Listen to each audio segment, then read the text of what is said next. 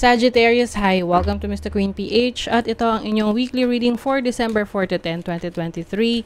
General reading, just take what resonates. Watch your Sun, Moon, Rising, Venus for other messages. And thank you sa lahat ng sumusuporta dito sa ating channel.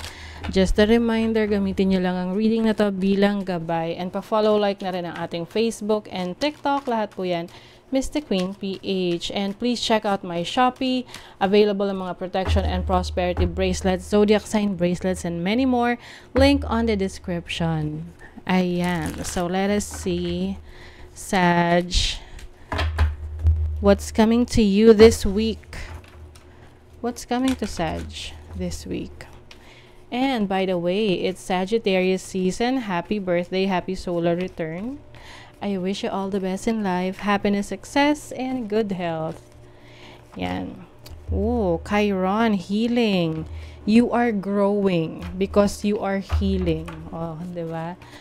So, yung iba sa inyo na nagkaroon ng mga challenging situation in the past, this week, it's time for you to release any hurt, any pain na meron ka. So, pwede ring magsisimula ka na ng iyong healing journey. Ayan. You also have the energy of a Capricorn, which is the boss. So, very ambitious yung energy ninyo ngayong week na to.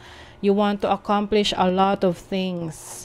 Ayan. And also, balance din. So, hindi lang puro trabaho-trabaho.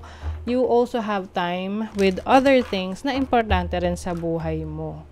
Yes. So, kumbaga you know how to manage your time wisely. So, let's see. Ano pa? Sagittarius. You have the Hermit. Oh, Virgo energy. Some of you will choose to be alone. No? Mas pipiliin nyo na yung very limited lang yung mga taong makakasalamuha ninyo or makakasama ninyo. You will make sure na meron kang me time, no, para sa sarili mo. This is also reassessing your situation. Parang you are comparing your life in the past few months compare sa gusto mong marating in the future. So kaya ngayon yung iba sa inyo pwedeng nagka-cut off na kayo ng mga connections, friends sa buhay nyo na alam nyo hindi ka na nakaka-resonate with, hindi ka na masaya, or it's no longer helping you to move forward or to grow. That's why you are healing. You have the Knight of Wands. You are keeping yourself very busy. O, tinan mo, you are moving on. Merong mga pilit pa rin na hinihila ka pabalik sa kanila. Kahit na challenging yung relationship, yung connection, yung situation. Pwede rin kasing trabaho to, yung tipong gusto mo na umalis dun sa trabaho na yan, pero meron pa ring tao na they will tell you or discourage you na umalis. Nasabihin, paano na? Saan ka na? Ano mangyayari? Sigurado ka ba doon? Alam mo yun, parang guguluhin pa yung mga decisions mo.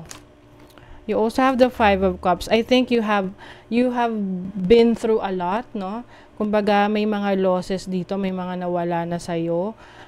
May mga bagay na pinagsisisihan ka na hindi mo na maibabalik. So, ngayon, you are really picking up the pieces again.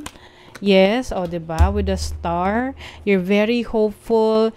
You are focused on your future, sa kung ano pa yung pwede mong ma-achieve sa buhay. Okay?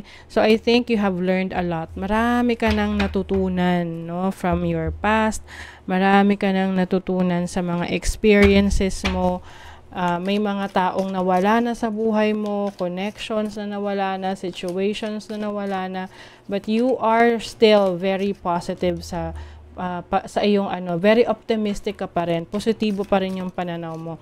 That's why you have a lot of energy to start something new and move on. Okay? Yes, you are divinely guided, protected ka from harm.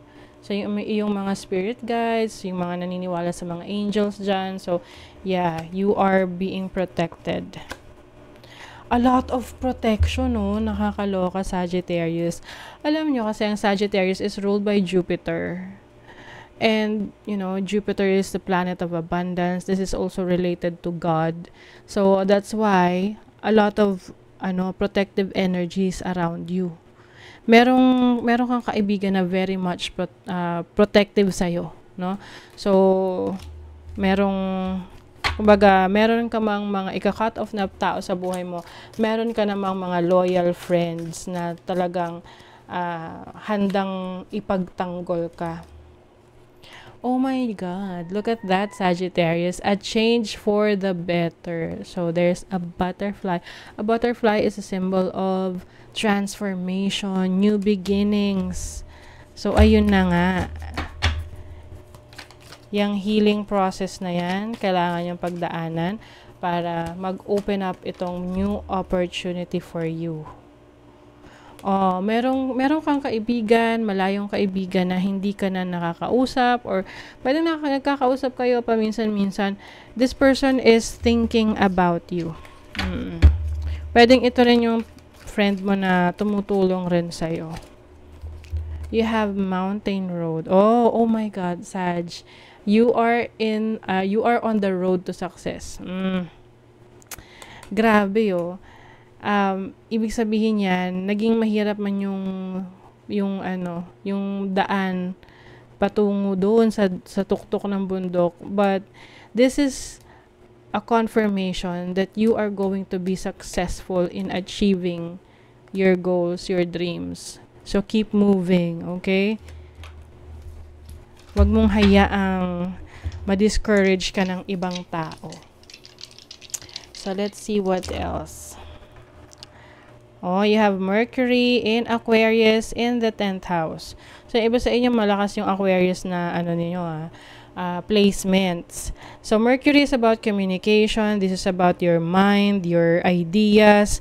And merong Aquarius energy. And Aquarius is very, unique when it comes to ideas, no? Very innovative. And 10th house is your career. So, it seems na pagdating sa career, meron kang major change na gagawin.